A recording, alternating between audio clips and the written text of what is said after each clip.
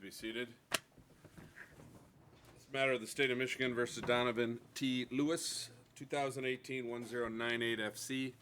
Matter is scheduled today for defendant's motion to preclude mention of the defendant's escape conviction. Counsel, you want to state your appearance? Thank you, Your Honor. May it please the court, Mike Reason for the people. May it please the court, Alan Koenig on behalf of Donnovan Lewis, who is present, Your Honor. All right, thank you. I've reviewed the pleadings that were filed by both Mr. Koenig and Mr. Reister. Today I received another case that was provided by Mr. Koenig. Did you get a copy of that supplemental document, Mr. Reister? I did. All right. Wish to make any argument, Mr. Koenig? Yes, Your Honor, briefly. Okay. May I use the podium? You may, or wherever you're at, right there.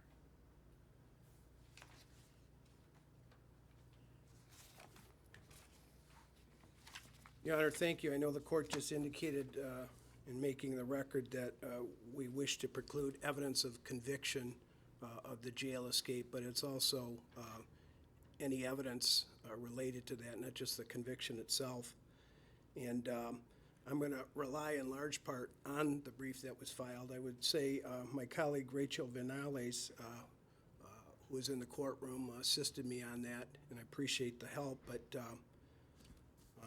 we did not, and we should have submitted the Matlock case because it was an unpublished opinion, but I did provide that. It's very short. And I think in that case, it talks about the state of the law being that for there to be evidence of flight, there must be some evidence that the defendant feared apprehension, and I don't think we have that here. And the Matlock case, in fact, cited People v. Hall, which was a 1989 case. Matlock was 2014. And I know the prosecution in their brief cited the Smelly case, a Supreme Court case, which has language but with very little analysis to the contrary. So I'm not sure how clear the law is. I think you have to look at the facts of the case. And I think when you look at our case, most of the cases are not like ours. They talk about a defendant fleeing the scene of the crime in question, whether it be a robbery or an assault or something like that, and talking about evidence of flight.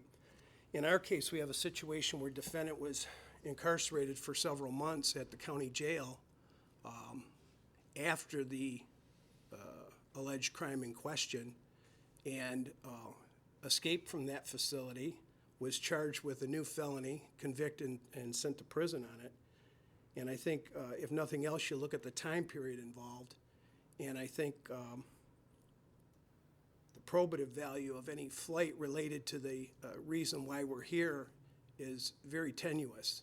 And I think it would be prejudicial to allow that, given that it is very tenuous, to allow it into a trial and have the jury focus on something that isn't really relevant.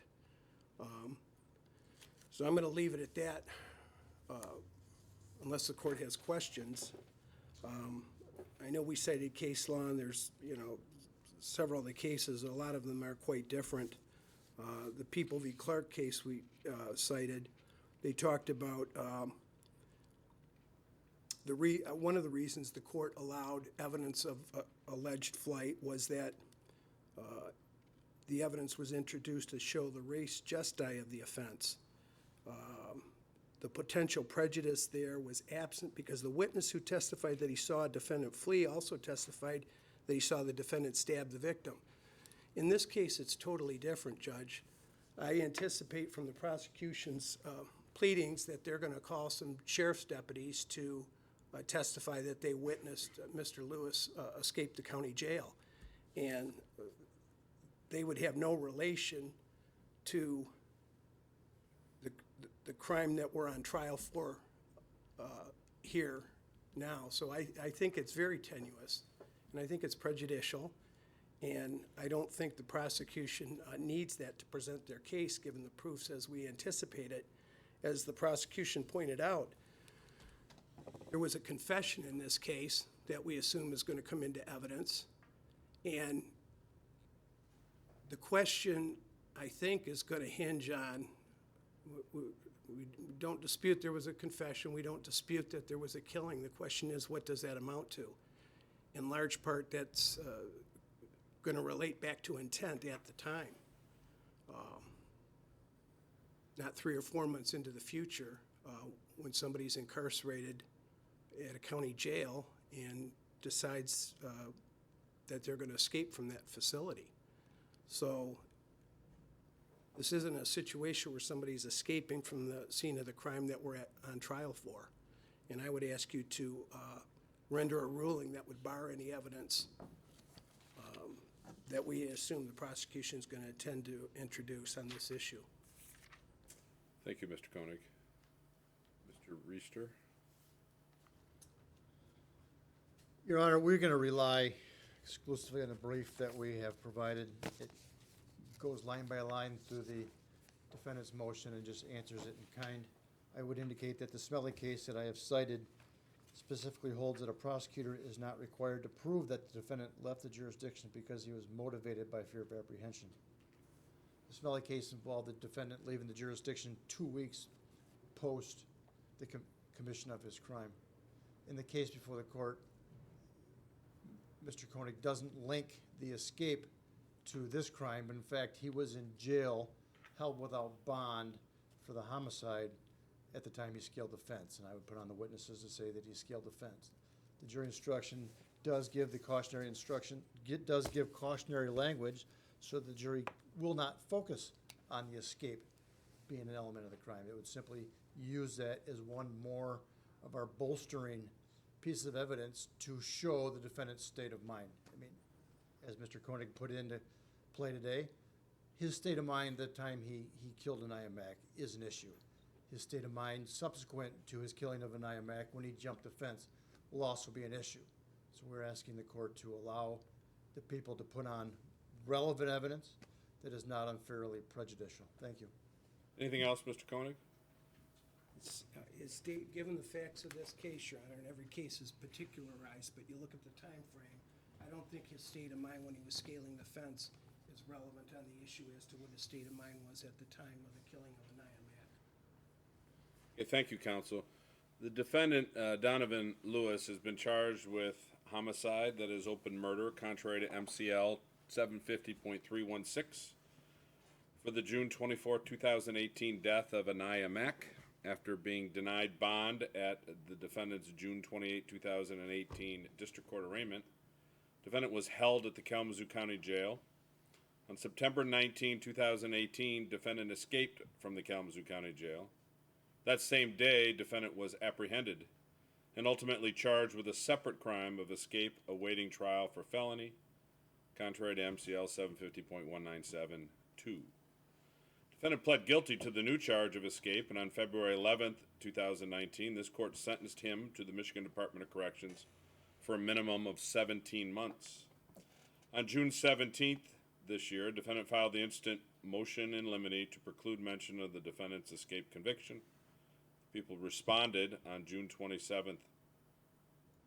Michigan has consistently taken the position that evidence of a defendant's flight following the commission of a crime is admissible, not as substantive proof of guilt, but to show the defendant's state of mind. It comes from People v. Camarada, 257 Mich. 60 at page 74. It's a 1932 case. Although the defendant is correct that other criminal offenses are generally not considered relevant and inadmissible, the Michigan Court of Appeals has made it clear that evidence of a defendant fleeing is relevant material and can lead to an inference of guilt. People v. Kiles, 40, Mishap, 357, page 360 of that 1972 case. The admissibility of this evidence should be only to convey defendant's state of mind, not as substantive proof of guilt. Again, Camarada, page 74. This restricted admission of evidence can easily be achieved through the use of the Michigan Model Criminal Jury Instruction, that is 4.4. Defendant furthers his concern by arguing it is substantially prejudicial, with little probative value. The courts have already stated that evidence of fleeing offered to show a state of mind, opposed to the related criminal charge, is probative as one facet showing defendant's state of mind. People v. Cutchall, 200 Mishap 396, page 400, 1993 case, which happened to be overruled on other grounds by People v. Edgett, 220 Mishap 868, a 1996 case. While there is no additional factor that would weigh in favor of the evidence's probative nature, the court need not find one, since case law makes it clear that offering escape evidence to show state of mind is sufficiently probative, without the prejudicial effects substantially outweighing its probative nature. Again, that comes from the case I just cited. Finally, the defendant argues that evidence of the defendant's escape would violate his protection against self-incrimination. That comes from the U.S. Constitution. Defendant improperly concludes that the people's evidence should be precluded, since the only form of rebutting said evidence would be for the defendant to testify. This court is not convinced. Defendant's cited case law does not support defendant's assertions. Defendant argues that to show flight, the people must also show that the defendant feared apprehension. And he points to an unpublished Court of Appeals decision, People v. Matlock, which was from October 23, 2014. That's case number 317248, for this contention.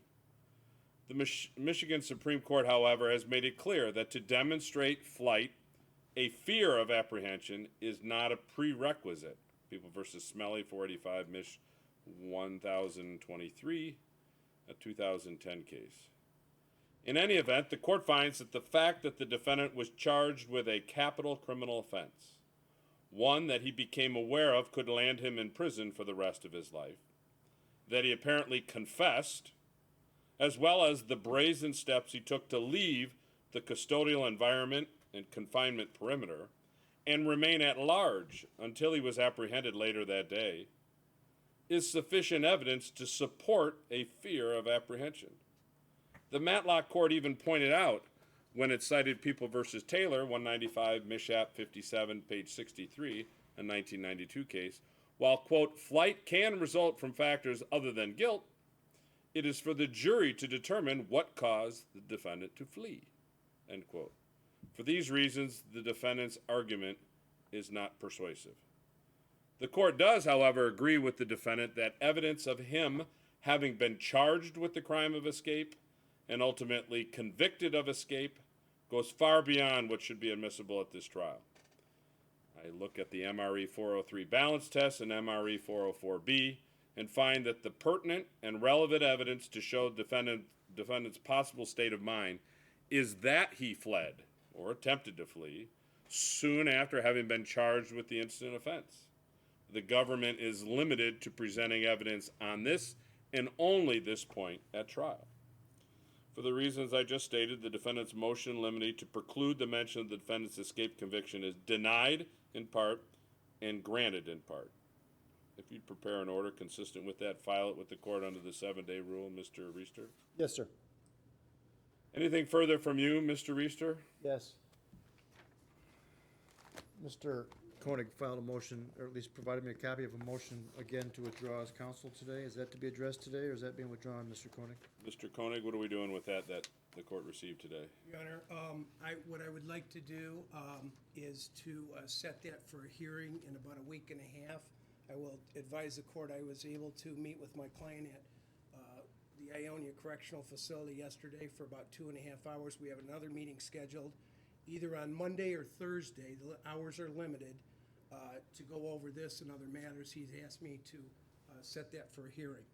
He's also asked, he's concerned, and I think these issues hinge on each other, whether he believes he should have other counsel or not may in part rest on a request that he is going to make to adjourn the trial that was set for August 6th. He believes we need additional time, possibly 30 to 60 days, and I think that may impact his decision on whether he would want me to withdraw a motion even if I set it for a hearing in a week and a half, if the court allows me to do so.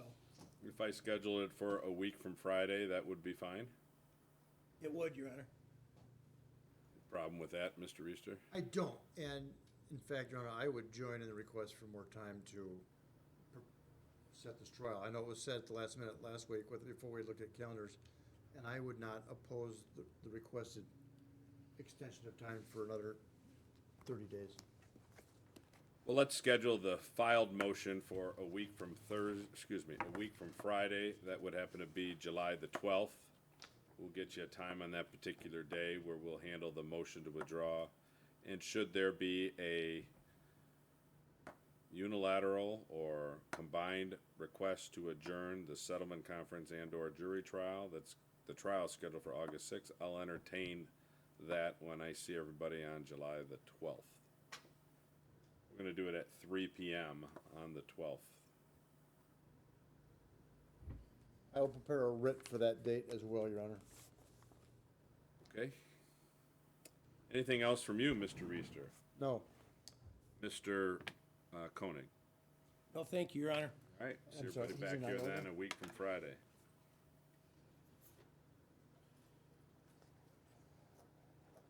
thank Thank you. you guys for bringing them, appreciate it.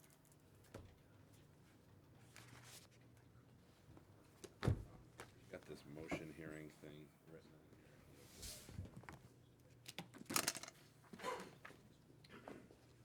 July site has today's. Can you just